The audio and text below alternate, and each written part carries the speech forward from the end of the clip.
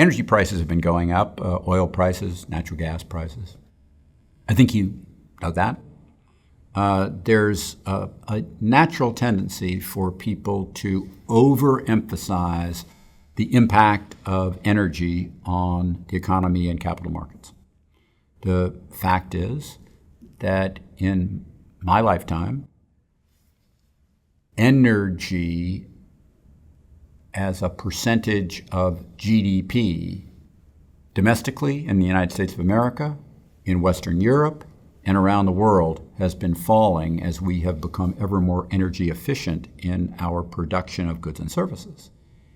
And as that's continued to become the case, energy, which had a big impact once upon a time on things, has had ever less of an impact. It has less of an impact now than it did 10 years ago. Less of an impact 10 years ago than 20 years before that. Most people of my age or older remember very well the energy lines during the OPEC oil cartel of the 1970s and how devastating that was to the economy. It wasn't the singular thing that did that then. It worked in conjunction with some other negative forces that were going on in parallel at the same time, but it was a negative force of significance. But as energy has become a smaller and smaller component, we've seen not only that energy has less impact, but also we see more diverse streams of energy. Now, in this particular time period, some of what's gone on is the aftermath reaction to the comeback from the COVID lockdowns. And during the COVID lockdowns, lots of energy capacity was shut down, not expecting to have to come back so fast. Secondarily, in Europe, this year, we've had the lowest winds on record, and Europe set up over the last couple of decades to be ever more wind dependent, which has left them in a shortage position, demanding energy that comes from elsewhere. And then finally, you've got some geopolitical factors going on in terms of features like the flow of gas from Russia into Europe that are of some import and probably take some time to wind their way through. But the turbines in Europe will blow from wind again. American fossil fuel producers are increasing production. There's a lot of fear that,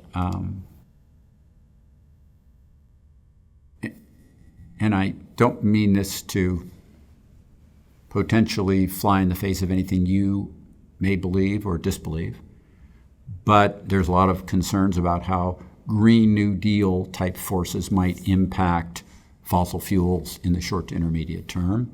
And yet I'm going to tell you that that'll happen pretty much not at all. And to understand why that'll happen pretty much not at all you have to do is look at the reconciliation bill and then remember that the chairman of the Senate Energy Committee is Joe Manchin from West Virginia, coal state, to see that the things that so many people hope and other people fear just probably get watered down hugely because it's pretty obvious Joe Manchin's got a fair amount of determination to do what he thinks is right for his state. But all of these features say to me that the energy price spike is to be less than people have thought it would be, over sooner, and in that regard, because energy's less important than it used to be, less impact on the economy. And is it a negative when energy prices go up? Yeah, a little bit. Is it catastrophic enough to cause recession or a bad economy? No. And then remember, finally, as one last point, that so many people right now are of the view that value stocks should be better than growth. But in reality, rising energy prices impact negatively the value stocks more than the growth stocks. The growth stocks are not ones that are typically energy sensitive much at all. So to the extent that you do see high energy prices, it's an argument against the value stocks. For the growth stocks, the market should do okay in that environment. The Economy should do okay, might subdue a little bit, but we're moving into slower growth in the economy anyway. We're moving back to the norms that existed before COVID. And by the time you've gotten to 12 months from now, that'll be pretty assured. And remember, finally, that which I always say, which is markets are always pre-pricing the next approximate 3 to 30 months.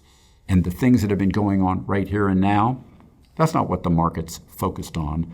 Really, people talk about things, but that's what's being pre-priced. What the market's focused on is what will be out there 3 to 30 months from now, and all of this will be old news by then. Thank you. Subscribe to the Fisher Investment YouTube channel if you like what you've seen. Click the bell to be notified as soon as we publish new videos.